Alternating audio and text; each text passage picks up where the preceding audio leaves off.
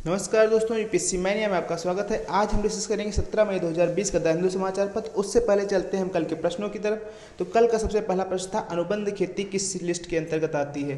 तो corporate farming आपका concurrent list के अंतर्गत आती है, जिसपे केंद्र और राज्य दोनों ही कानून बना सकते हैं। अगला प्रश्न है आपका, किसी देश की विशिष्ट आर्थिक क्षेत्र कितनी दूरी तक फैली होती है। तो उस देश के भूभाग से 200 नॉटिकल माइल तक की क्षेत्र की जो दूरी होती है समुद्र में, वो आपका विशिष्ट आर्थिक क्षेत्र होती है। तो सी विकल्प सही हो जाता है। अगला प्रश्न है, यक्षगान किस राज्य की नृत्य शैली है। तो कर्नाटक राज्य की नृत्य शैली है यक्षगान। अगला प्रश्न है, निम्न में से कौन सा सुमेलित नहीं है।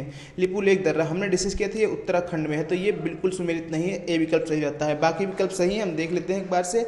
नाथुला सिक्किम में है, सिपकिला हिमाचल प्रदेश में है, जोजिला लद्दाख में है। तो ये थे हमारे कल के प्रश्नों के डिस्कशन। अब हम चलेंगे आज के द हिंदू समाचार पत्र की तरफ, जिसमें सबसे पहली खबर है आपकी, जो आत्मनिर्भर भारत अभियान पैकेज है 20 लाख करोड़ का भारत सरकार का, उसके अंतर्गत कल जो है कुछ इंडस्ट्री सेक्टर्स को कुछ राहत पैकेज दिया गया है, ताकि वो स्टिमुलाई उनको दिया गया है ताकि वो अच्छे से कार्य कर सके। तो उसमें वित्त मंत्री जी ने किन किन क्षेत्रों में पैकेज दिया हम बात करेंगे। सबसे पहला कोयला क्षेत्र है। तो कोयले क्षेत्र में अभी तक क्या है, अभी तक वर्तमान में कोयला जो गवर्नमेंट की मोनोपोली है, एकाधिकार होता है गवर्नमेंट का, और उसके अलावा कुछ विशेष क्षेत्र में व्यक्तिगत उपयोग के लिए कुछ इंडस्ट्रीज को दिया जाता है। जैसे हमारी टाटा कंपनी है, वो अपने उपयोग के लिए कोयला खदानें उन्हें दी गई है, लेकिन वो कॉमर्शियल माइनिंग नहीं कर सकते हैं, यानी कोयले खदान का वो विक्रय नहीं कर सकते हैं। जो भी उससे खदान करेंगे केवल अपनी इंडस्ट्री के लिए प्रयोग कर सकते हैं। लेकिन अब कहा गया है कि प्राइवेट सेक्टर के लिए हम कमर्शियल माइनिंग के लिए खोल देंगे। कोई भी आएगा, कोयले खदान की नीलामी होगी, जो भी चाहे खरीदे दाम लगाकर, उसके बाद उसकी जो है उपलब्धता मतलब अपना कॉमर्शियल स्तर पर बेच सकता है। तो इससे क्या होगा कि जो कोयले की उत्पादन क्षमता हमारी बढ़ेगी। और देखिए, हम भारत जो है तीसरा सबसे बड़ा भंडार है विश्व में कोयले का, उसके बावजूद भी कभी कभी कोयला आयात करना पड़ता है। तो इससे अब ये समस्या दूर हो जाएगी। अगला इन्होंने मिनरल सेक्टर पे यानी खनिज विभाग क्षेत्र में देखा है। तो इन्होंने कहा है कि अब हम खनिज के क्षेत्र में एक्सप्लोरेशन कम माइनिंग कम प्रोडक्शन रिजीम को लाएंगे। तो ये क्या है, जैसे पहले पता लगाने के लिए कि कहाँ पे खनिज है कहाँ नहीं है, उसके लिए अलग लाइसेंस चाहिए होता था। पता लगाने के बाद फिर खदान किसको अलॉट की जाएगी, अलॉटमेंट के लिए अलग चाहिए था, और उसके बाद उत्पादन के लिए अलग चाहिए था। तो ये चीज़ जो थी काफ़ी समस्या क्रिएट करती थी। तो अब ये करें, एक ही लाइसेंस लीजिए, आप जो है खोज करिए, पता करिए, एक्सप्लोर करिए कहाँ पे खनिज है। अगर आप खोज लेते हैं तो उसी लाइसेंस के आधार पे आपको मतलब माइनिंग करने का भी लाइसेंस मिल जाएगा और प्रोडक्शन का भी लाइसेंस मिल जाएगा। रेवेन्यू शेयरिंग बेसिस पे जो भी रहेगा, मतलब जो भी आपसे उससे उत्पादन होगा उससे कुछ पार्ट आपको गवर्नमेंट को देना होगा। इस माध्यम से मिनरल क्षेत्र में इन्होंने बदलाव लाने की बात कही है। अब डिफेंस सेक्टर में देखेंगे हम क्या कहे हैं। तो डिफेंस में मेक इन इंडिया प्रोडक्शन को, यानी कि भारत के निर्माण क्षेत्र को मजबूत करने के लिए ये कहा गई है कि एक लिस्ट, हम नेगेटिव लिस्ट जारी करेंगे, उसमें जो भी उत्पाद रहेंगे वो विदेशों से आयात नहीं हो सकते हैं। यानी कि जिन क्षेत्र में डिफेंस सेक्टर में जिन चीज़ों की बनाने की हमारे भारत में क्षमता है, उन चीज़ों को हम दूसरे देशों से क्यों आयात करें। तो इसलिए एक नेगेटिव लिस्ट की बात की गई है, जिसमें जो भी उत्पाद रहेंगे वो दूसरे देशों से आयात नहीं किए जाएंगे, बल्कि भारत से ही खरीदे जाएंगे। तो ये बात की गई है। और एफडीआई भी इसमें 74% ऑटोमेटिक रूट के थ्रू बढ़ाने की बात की गई है डिफेंस सेक्टर में। अब देखेंगे नागरिक उड्डयन क्षेत्र में क्या, सिविल एविएशन सेक्टर में क्या बात की गई है। तो सिविल एविएशन सेक्टर में बताया गया है कि 60% एयर स्पेस वायु क्षेत्र अभी तक हमारा सिविल एविएशन के लिए खुला है। तो वायु क्षेत्र मतलब जो हमारा वायु ऊपर, मतलब जहाँ पे विमान उड़ते हैं, तो अभी तक केवल 60% भारत के वायु क्षेत्र पर सिविल विमान उड़ सकते थे। क्यों? क्योंकि शेष क्षेत्र जैसे आपका मिलिट्री यूज के लिए, एयरफोर्स यूज के लिए है, तो वहाँ पे सिविल विमान अलाउ नहीं थे। इससे क्या होता था कि हमें मान लीजिए जाना है, शॉर्टेस्ट रूट नहीं जाते थे, बल्कि हमें उस मिलिट्री क्षेत्र को छोड़ के बगल से जाना पड़ता था। तो इससे क्या होता था, डिस्टेंस ज़्यादा हो जाती थी, फ्यूल कंजम्पशन ज़्यादा हो जाता था, और दूरी तय करने की भी समय भी ज़्यादा लगता था। तो अब जो है उसको ज़्यादा खोला जाएगा। अभी तक 60% है, उसको बात करके और ज़्यादा खोला जाएगा, जिससे दूरी न्यूनतम हो जाएगी, तेल का खपत भी कम होगी, और इससे सिविल इंडस्ट्री सेक्टर में 1000 करोड़ तक का लगभग फायदा करने की बात करी डायरेक्ट। अगला इन्होंने पावर सेक्टर में रिफॉर्म की बात की गई। पावर सेक्टर में बोला है कि जो भी केंद्र शासित प्रदेश है उनमें जो पावर कंपनियां हैं उनको हम प्राइवेटाइज कर देंगे, जिससे उनकी इफिशियंसी बढ़ेगी। और स्पेस सेक्टर में क्या बात की है, स्पेस सेक्टर में उन्होंने कहा है कि हम इसमें भी प्राइवेटाइजेशन लाएंगे, ताकि नई टेक्नोलॉजीज आ चुके और कंपटीशन हो, उससे ज़्यादा हमारा डेवलप हो सके space sector. Atomics energy sector में ये पब्लिक प्राइवेट पार्टनरशिप मॉडल पे डेवलपमेंट की बात कर रहे हैं। तो ये कुछ से जो डेवलपमेंट इन्होंने बात की है कल आत्मनिर्भर भारत पैकेज के अंतर्गत। अब हम देखेंगे आगे जो है संबंधी खबर। आगे खबर है आपकी, ये सब लोकल न्यूज़ है। आपकी अगली महत्वपूर्ण न्यूज़ जो है वो है एनआरसी ब्लेम्ड फॉर पीएम किसान फंड एनोमलीज। तो जो है, जो विपक्ष है असम में, वो एनआरसी को मतलब ब्लेम कर रहा है कि जो सरकार थी वो एनआरसी का खाका तैयार करने में लगी थी, जिससे पीएम किसान का अच्छा आंकड़ा नहीं उपलब्ध पाया, और अब जो सही सही लाभार्थी पीएम किसान के उनको लाभ नहीं मिल रहा है। तो ये तो पॉलिटिकल वो था, इससे हमें नहीं मतलब है। लेकिन हम देखें एनआरसी क्या है, नेशनल रजिस्टर फॉर सिटीजनशिप। ये असम में लागू हो चुका है सुप्रीम कोर्ट के निर्देश के बाद। तो क्या था मामला, आप जानते हैं कि जो भी हो 24 मार्च 1971 के बाद जो भी लोग असम में आए हैं तो उनको इलीगल माइग्रेंट्स के रूप में दर्जा दिया जाएगा इसके तहत, ताकि वो असम के मूल नागरिक नहीं है तो उनको एनआरसी, उनको मतलब एक सिटीजनशिप की एक लिस्ट बनाई जा रही, कौन नागरिक है कौन नहीं है। तो ये चीज़ था। तो चूंकि वहाँ पर बांग्लादेशी माइग्रेंट्स बहुत ज़्यादा आ रहे थे, इन्फ्लक्स हो रहा था, तो वहाँ पर एक डिमांड चली थी और काफ़ी आंदोलन भी हुआ था। उसके बाद ये एनआरसी लाया गया। और पीएम किसान क्या है, प्रधानमंत्री किसान सम्मान निधि। इसके तहत आप जानते हैं कि 6,000 रुपये प्रतिवर्ष 3 किस्तों में, 2-2 हज़ार की 3 किस्तों में मिलेगा किसान परिवारों को। तो ये चीज़ बात की गई है। अगली न्यूज़ है Odisha gears up for cyclone. तो उड़ीसा साइक्लोन के लिए तैयार हो चुका है। तो साइक्लोन क्या है, चक्रवात। चक्रवात क्या है, जब जल में, जैसे किसी समुद्र में खूब निम्न वायु दाब और उच्च वायु दाब की वजह से, वायु दाबांतर की वजह से जब एक खूब हवा का एक तगड़ा झोंका पानी को लेकर उठता है तो उसे चक्रवात कहते हैं। चक्रवात मुख्यतः 2 प्रकार का होता है। एक आपका हो गया टेम्परेट, एक होता है ट्रॉपिकल। ट्रॉपिकल यानी जो ट्रॉपिक्स के बीच में आए, यानी कि जो हमारा भूमध्य रेखा के जो है, यानी कर्क रेखा और मकर रेखा के मध्य में जो भी साइक्लोन आते हैं उनको ट्रॉपिकल साइक्लोन आते हैं। तो हमारा क्षेत्र जो आता है ट्रॉपिकल क्षेत्र में भारत आता है। तो ट्रॉपिकल साइक्लोन की क्या विशेषता होती है, ये कब जन्म लेते हैं, कब कैसे बनते हैं। ट्रॉपिकल साइक्लोन के लिए गर्म तापमान चाहिए होता है समुद्र में, और उसके बाद न्यून वायुदाब चाहिए, यानी कि वायुदाब मध्य में जहाँ पे आई ऑफ द साइक्लोन रहेगी वहाँ पे न्यून वायुदाब रहेगा, और बाहर उच्च वायुदाब रहेगा। तो उच्च वायुदाब से हवा न्यून वायुदाब की तरफ चलेगी, तो इससे एक सर्किल जैसा बन जाएगा, तो वो ऊपर उठेगी।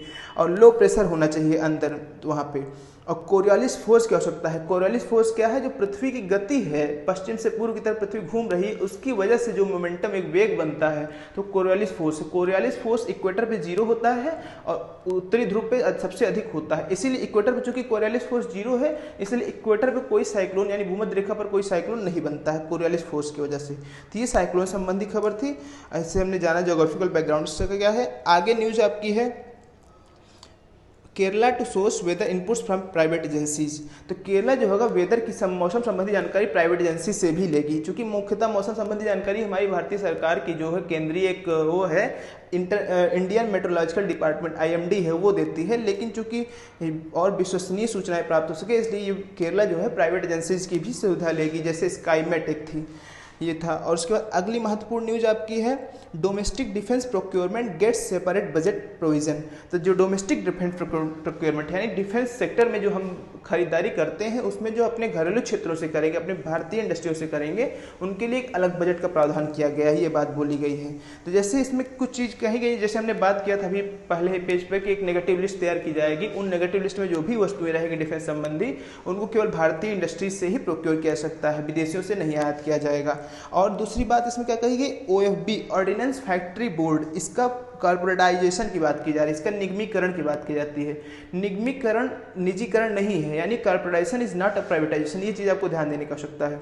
यानी कि ये निगमीकरण हो रही है, यानी सरकारी कंपनी ही रहेगी, लेकिन इसमें निगमीकरण यानी एक व्यवस्थित ढांचा होगा इसका। और ये बाद में स्टॉक इंडस्ट्री, स्टॉक्स जो है, स्टॉक्स पे भी ये लिस्ट की जाएंगी और इसकी पारदर्शिता लाई जाएगी, ये निगमीकरण है। और जबकि निजीकरण में है, निजीकरण में मालिकाना हक निजी व्यक्तियों के हाथ में सौंप दिया जाता है। तो निगमीकरण हो रहा, निजीकरण नहीं हो रहा, चीज़ आपको जानने की आवश्यकता है। तो जो भी कोई भी हमारे डिफेंस में खरीदारी होती है, उसके लिए एक प्रोसीजर होता है, उसे बोलते हैं डिफेंस प्रोक्योरमेंट प्रोसीजर। तो DPP अगर आपसे पूछा जाए डिफेंस प्रोक्योरमेंट प्रोसीजर क्या है, एक जो मानक होते हैं कि इन आधारों पे हमको कोई चीज़ खरीदना है, तो उसे डिफेंस प्रोक्योरमेंट प्रोसीजर कहते हैं। तो ये चीज़ था, ये संबंधित था डोमेस्टिक संबंध से। अब हम देखेंगे स्पेस सेक्टर में क्या बदलाव आए थे, उन्हीं को व्याख्या की गई है। Private sector in space was part of 2017 bill. तो जैसे हमने बात किया था अभी फ्रंट पेज पे कि स्पेस सेक्टर में भी प्राइवेटाइजेशन की बात की जा रही है, नए लोगों को, नए प्लेयर्स को लाया जाएगा ताकि कंपटीशन हो सके, नई टेक्नोलॉजीज हमारे साथ आए। तो वही बताया जा रहा है कि ये पहले कोई नई कॉन्सेप्ट नहीं है। 2017 में एक बिल जो है पेश किया गया था, एक विधेयक लाने का प्रस्ताव था, जिसमें भी बात की गई थी कि यह प्राइवेटाइजेशन किया जाएगा, लेकिन वो बिल अभी चर्चा में नहीं आ सका था। और इससे पहले भी न्यू स्पेस इंडिया लिमिटेड, एक हमारी देखिए इसरो है, इसरो रिसर्च करती है, जो है कैसे सैटेलाइट बनाया जाए, कैसे और सैटेलाइट लॉन्च भी करती है। तो एक उसकी कॉमर्शियल आर्म थी एंट्रिक्स, अंतरिक्ष जिसको आप हिंदी में कहते हैं। तो एंट्रिक्स उसकी आर्म है। तो एंट्रिक्स कोई भी उसका कॉमर्शियल ऑपरेशन करती है। जैसे मान लीजिए किसी देश को या किसी भी संस्था को इसरो से अपना कोई सैटेलाइट लॉन्च करवाना है, तो उसके लिए इसरो पेमेंट करेगी, पेमेंट लेगी उसके लिए, भाई अपना जब सेवाएं देगी तो उसके लिए उसके बदले में कुछ पैसा लेगी। जो पैसा लेन देन काम है, जो कॉमर्शियल काम होता था, हिसाब काम, ये अभी तक एंट्रिक्स करती थी। लेकिन अब एक चूंकि इसरो का व्यापार बढ़ता जा रहा है, इसरो की क्षमता बढ़ती जा रही है, इसरो और डिमांड क्रिएट करेगी तो और मार्केट शेयर हो पाए, इसलिए एक और संस्था को जन्म दिया गया है, न्यू स्पेस इंडिया लिमिटेड। तो ये भी कॉमर्शियल आर्म है इसरो की, ये भी आर्थिक संबंधी मामलों को इसरो के जो सुविधाएं प्राप्त करेगी। तो हमको जानना है न्यू स्पेस इंडिया लिमिटेड क्या है। ये इसरो की आर्थिक शाखा है जो इसरो की सेवाएं आर्थिक आधार पर उपलब्ध कराती है प्राइवेट मेंबर्स को।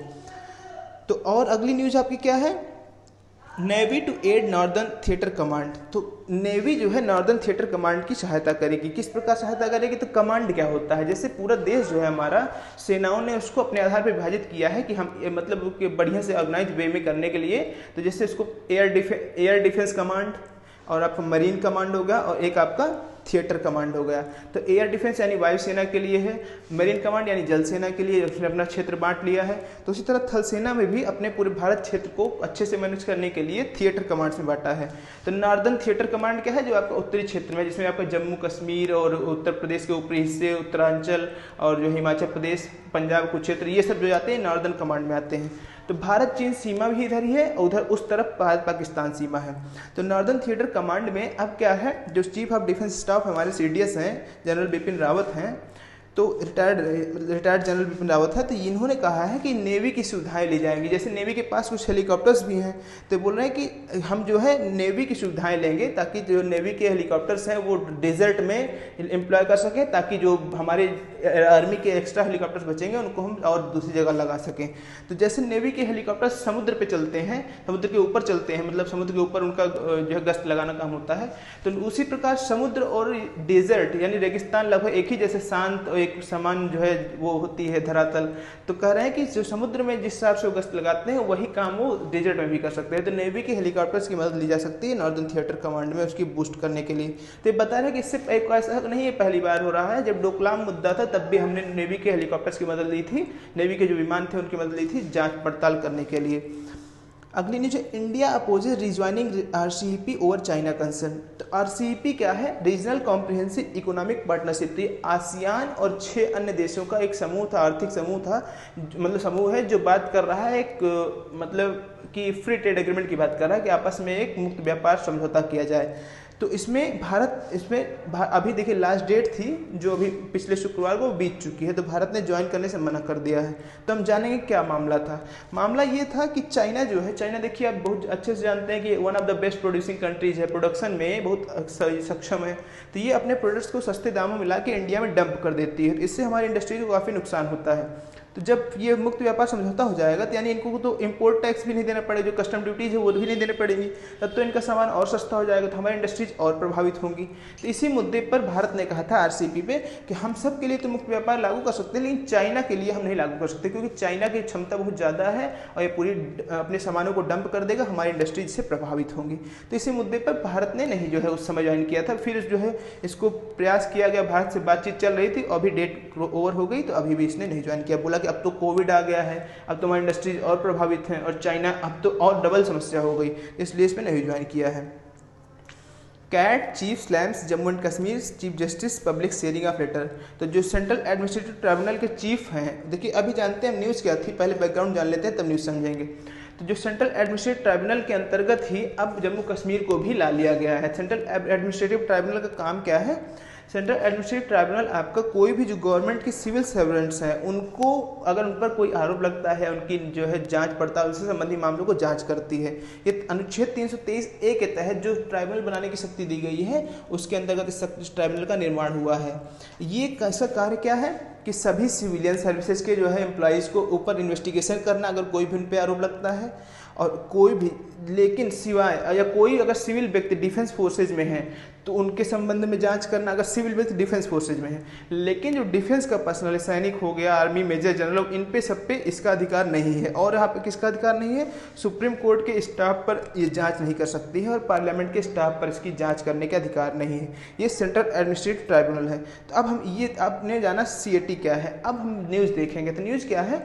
तो अभी CAT के जो है जुरिस्डिक्शन में जम्मू कश्मीर को भी लाया गया, जबकि अब जम्मू कश्मीर में भी अपना अधिकार इसका है जांच करने का। तो जम्मू कश्मीर के चीफ जस्टिस ने वही लेटर लिखा था तो मतलब उस पर कि ये उचित नहीं है, एक इसके लिए अलग बेंच लगाई जाए, ये हरियाणा, ये यहाँ चंडीगढ़ से बेंच नहीं सुनेगी बल्कि जम्मू कश्मीर में इसकी अलग बेंच स्थापित की जाए। तो उस लेटर से लेकर थोड़ा विवाद हुआ, इन्होंने ओपन पब्लिक में भी लेटर ला दिया। तो यही उसका थोड़ा सा मामला है। आपको यहाँ पे जानना है CAT क्या है, सेंट्रल एडमिनिस्ट्रेटिव ट्राइब्यूनल, इसका कार्य क्या है और एक किस पे अधिकार है, किसके मामलों संबंधी मामलों को जाँच करने का अधिकार है, किस मामलों को जाँच नहीं कर सकती, ये चीज़ आपको जानने की आवश्यकता है। अगली खबर है आपकी अंतर्राष्ट्रीय जगत से, स्टॉप सप्रेशन ऑफ हुवेई से चाइना। तो चाइना बोल रहा है हुवेई का जो दबाव डाल रहे हैं आप, हुवेई को दबाना चाहते हैं, ये गलत करिए, ये बंद है, ये गलत है, इसको बंद करिए। तो हुवेई क्या है? हुवेई एक चाइनीज़ टेक्नोलॉजी कंपनी है जो 5G के सेक्टर में बहुत हाई टेक्नोलॉजी है इसके पास, और ये वर्ल्ड में 5G लॉन्च करने जा रही है। लेकिन चाइना, जैसे आप जानते हैं, चाइना और यूएसए का ट्रेड वार चल रहा है। तो यूएसए नहीं चाहती है कि चाइना कंपनी कोई भी आगे बढ़े। तो हुवेई के जो वहाँ के हुवेई की निदेशक थी, उनको भी उन्होंने मतलब यूएसए ने वारंट जारी किया था और कनाडा में उनको गिरफ्तार कर लिया गया था। और अन्य माध्यमों से भी उनको बोला है कि हुवेई की जो है ऊपर सैंक्शंस लगाए हैं। तो उसी पे चाइना ने आरोप लगाया है कि ये आपकी गलत भावना है, ये आप जो है हार्म करना बंद करिए। अगली न्यूज़ है, Trump hopeful of having covid vaccine by the year and. Trump उम्मीद लगा रहे हैं कोविड-19 की वैक्सीन वर्ष के अंत तक आ जाएगी। तो बड़ी अच्छी बात है, आ जाएगी तो हम सबको राहत मिलेगी। Rwanda genocide financier held. Rwanda में जो हत्या हुई थी, बहुत बड़े मास स्केल पे हत्या हुई थी, उसके जो फाइनेंशियर थे, यानी जिन्होंने पैसा उपलब्ध कराया था, उनको पकड़ा गया है, गिरफ्तार किया गया है फ्रेंच पुलिस द्वारा। तो रवांडा जेनोसाइड हम क्या जानते हैं क्या है? 1994 में रवांडा देश जो है, अफ्रीका का एक देश है, वहाँ पर लगभग बहुत मास किलिंग हुई थी। 5 से 10 लाख लोग, एक विशेष जाति के लोग मारे गए थे। तो ये अभी तक की one of the cruelest mass killing है। तो बहुत ही दयनीय मतलब स्थिति है, बहुत ही नृशंस हत्या हुई थी रूप से, 5 से 10 लाख लोगों की हत्या हुई थी। तो ये इतिहास में दर्ज है। तो उनके जो फाइनेंसर था, उनको अभी पकड़ा गया है फ्रेंच पुलिस द्वारा। अगली न्यूज़, Commonwealth collaboration has never been more important. तो इसमें इंटरव्यू रिलेटेड है कि कॉमनवेल्थ कोलैबोरेशन संबंधित। तो हमको यहाँ इंटरव्यू महत्वपूर्ण नहीं है, उससे ज़्यादा महत्वपूर्ण है कॉमनवेल्थ क्या है, राष्ट्रमंडल जिसको बोलते हैं। राष्ट्रमंडल देश कौन से होते हैं? ये मुख्यतः उन देशों का समूह, जैसे जब ब्रिटेन कॉलोनीज थी, ब्रिटेन के पास ढेर सारी, आप जानते ही हैं। लेकिन जब 1947 के बाद, द्वितीय विश्व युद्ध के बाद सारी कॉलोनीज आज़ाद होने लगी, तो ब्रिटेन को लगा इस तो अचानक मेरी संप्रभुता, अचानक मेरी शक्ति छीड़ हो जाएगी, मैं तो एकदम राजा से भिखारी होने वाला हूँ। तो इसलिए उन्होंने कहा कि भाई चलो ठीक है, कॉलोनीज तो आज़ाद हो जा रहे हैं, लेकिन हमें कोई इनफॉर्मल ऐसा चैनल बनाए, प्लेटफॉर्म बनाए, जिससे हम अपने कॉलोनी से थोड़ा सा लिंक जोड़े रखें, यानी ताकि व्यापार संबंधी और संबंधित मुद्दे हमारे हल हो सकें, यानी कि एक लिंक जोड़े रहे, अपना पुराना रिश्ता है एकदम से ना टूट जाए अचानक। तो इसलिए उन्होंने कहा कि चलो एक हम लोग समूह बनाते हैं, राष्ट्रमंडल समूह। उसमें जो भी हम देश एक परिवार जैसे रहेंगे, कोई इसमें दबाव नहीं रहेगा, कोई भी दबाव नहीं रहेगा, केवल एक राजनीतिक समूह है, ये आर्थिक समूह नहीं है। ये चीज़ आपको ध्यान देना, आर्थिक सामाजिक कोई प्रकार समूह नहीं, केवल राजनीतिक समूह है। और इसमें विशेष बात क्या है कि जो आपस के देश होते हैं, एक दूसरे देश को अलग देश नहीं मानते हैं। इनका मानना है कि हम एक ही परिवार के सदस्य हैं, अलग देश नहीं है। तो जब अलग देश नहीं है तो ये दूतावास भी नहीं बनाते, एक दूसरे के देश में दूतावास नहीं बनाते, बल्कि हाई कमिश्नर अपॉइंट करते हैं। देखिए, जबकि हम जैसे इंडिया का यूएसए में एम्बेसडर होगा, लेकिन इंडिया का यूनाइटेड किंगडम में, लंदन में एम्बेसडर नहीं होता, हाई कमिश्नर होता है। तो ये चीज़ ध्यान देना है। इंडिया का पाकिस्तान में हाई कमिश्नर होता है, क्योंकि दोनों ही कॉमनवेल्थ देशों के सदस्य हैं। तो राष्ट्रमंडल देशों के जो दूसरे सदस्य होते हैं, वो एक दूसरे को अलग कंट्री नहीं मानते हैं, इसलिए दूतावास नहीं स्थापित करते हैं, बल्कि वहाँ पर वो हाई कमिश्नर अपॉइंट करते हैं। तो ये चीज़ आपको ध्यान देने की आवश्यकता है। एक और विशेष बात कि क्या राष्ट्रमंडल देशों में केवल और केवल ब्रिटिश की पूर्व कॉलोनीज हैं? ऐसा नहीं है। इसमें आपको एग्जाम्पल देख लीजिए, जैसे तोगा हो गया, मोजाम्बिक हो गया, रवांडा हो गए, ये सब ब्रिटिश की कॉलोनीज कभी नहीं थी। जैसे आपका मोजाम्बिक है, फ्रेंच कॉलोनी, पोर्टुगीज कॉलोनी थी। तो ये जब थी, तो इसका मतलब ये ध्यान देना है कि इसमें केवल और केवल ब्रिटिश की कॉलोनी नहीं, ज़्यादातर ब्रिटिश कॉलोनी है, लेकिन केवल ब्रिटिश कॉलोनी है। अगर ऐसा स्टेटमेंट आता है तो गलत हो जाएगा। तो ये थी इससे संबंधित न्यूज़। अब बिजनेस संबंधित न्यूज़ हम थोड़ा देख लेते हैं। फिर वही कोल वाली बात की जा रही है कि कोल और मिनरल रिफॉर्म से इंपोर्ट्स कम करने का जो है सहायता मिलेगा, क्योंकि जब कोयला उत्पादन अब कॉमर्शियल स्तर पर कर दिया गया है, यानी कोई भी कंपनी बिड करके कंपनी कोयले का उत्पादन कर सकती है और उसका व्यापारिक लाभ उठा सकती है। और मिनरल में भी वही चीज़ है, तो इससे जाहिर सी बात है हम आत्मनिर्भर होंगे और इम्पोर्ट कम करना पड़ेगा। अगली न्यूज़ है privatising discoms of union territories will improve finances. तो जैसे कि हमने पहले पेज पे ही डिस्कस किया था कि जो भी आपका यूनियन टेरिटरीज में पावर सेक्टर कॉर्पोरेशन हैं, डिस्ट्रीब्यूटिंग कंपनी जिनको प्राइवेटाइज कर दिया जाएगा, तो कंपटीशन होगी और उनकी इफिशिएंसी बढ़ेगी, इससे रेवेन्यू भी बढ़ेगा। अगली न्यूज़ है aviation sector measures unexpected lines. तो जो उड्डयन विभाग में बदलाव किए हैं उन पे बात की जा रही है। तो जैसे बदलाव क्या किए हैं, मुख्यतः 3 चीज़ें आप जैसे समझ लिए बदलाव किए हैं। पहला तो इन्होंने जो आपका एयर स्पेस है 60% अभी जो यूज कर सकते हैं केवल सिविल एविएशन, अब उसको बढ़ाने की बात कही है। और दूसरी बात इन्होंने क्या कहा है, दूसरी बात इन्होंने कहा है कि जैसे जो हमारे एयरपोर्ट्स हैं उनको प्राइवेटाइज किया जाए और नए एयरपोर्ट्स को पब्लिक प्राइवेट पार्टनरशिप मॉडल पर डेवलप किया जाएगा, या जो है उनको प्राइवेटाइज किया जाएगा, जिससे उसकी रेवेन्यू भी बढ़े, उसमें सर्विसेज की क्वालिटी भी बढ़े।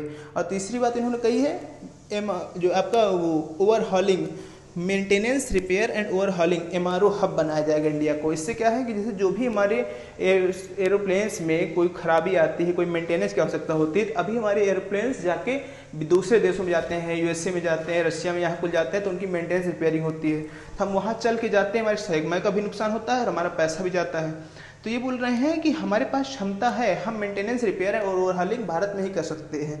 इससे न केवल हम अपने रक्षा और जो है सिविल एरोप्लेन्स को जो है रिपेयर कर सकेंगे, अपना पैसा बचा सकेंगे, बल्कि जो हमारे आसपास के देश हैं वो भी हमारे यहाँ ही ओवरहॉलिंग, रिपेयरिंग और मेंटेनिंग कराएंगे, तो इससे हमारा रेवेन्यू भी जनरेट होगा। तो ये थी आज की जो है न्यूज़। और जो साइंस टेक्नोलॉजी का सेक्शन है उसके लिए एक अलग वीडियो बनेगी, उसको आपको ध्यान देना है, अभी आएगी, बहुत अच्छी वीडियो, शानदार होगी। और इससे संबंधित हम प्रश्नों पर चलेंगे। आज से संबंधित जो प्रश्न है कुछ इस प्रकार है। न्यू स्पेस इंडिया लिमिटेड क्या है? इसरो की नई शाखा जो इसरो संबंधित सेवाओं को आर्थिक आधार पर उपलब्ध कराएगी। मौसम विज्ञान की शोधशाला है। इसरो का नया लॉन्चिंग पैड है। इनमें से कोई नहीं। कैट यानी सेंट्रल एडमिनिस्ट्रेटिव ट्राइब्यूनल के संबंध में निम्न कथनों पर विचार कीजिए। यह सभी सिविल सेवकों किसी रक्षा पद पर नियुक्त सिविल व्यक्तियों से संबंधित मुद्दों पर निर्णय देता है। इसका कार्यक्षेत्र रक्षा बलों, सुप्रीम कोर्ट एवं संसद के स्टाफ पर नहीं लागू होता है। यह सिविल प्रोसीजर कोड से बाध्य नहीं होगा बल्कि प्राकृतिक न्याय के सिद्धांत पर कार्य करेगा। इसके निर्णय के खिलाफ सीधे उच्चतम न्यायालय में अपील नहीं की जा सकती है। तो इसमें बताना आपको केवल 1, केवल 4, 1, 2 व 3 उपयुक्त सभी कौन से सही हैं। राष्ट्रमंडल के संबंध में निम्न में से कौन से कथन सही हैं? Which of the following statements is incorrect regarding Commonwealth Nations? कौन से कथन सही नहीं है आपको बताना है। इसमें केवल पूर्व में ब्रिटिश कॉलोनी ही शामिल है। यह एक राजनीतिक एवं आर्थिक संगठन है। इन देशों को एक दूसरे देश में दूतावास के बजाय हाई कमिश्नर होते हैं। उपयुक्त सभी। तो यहाँ पे आप करेक्शन कर लीजिए, सही नहीं है, यहाँ पे आपको लिखना है सही नहीं है, ये चीज़ आपको ध्यान दे लेना, तब उत्तर देना है। तो ये थे आज का डिस्कशन। बहुत बहुत धन्यवाद। Thank you.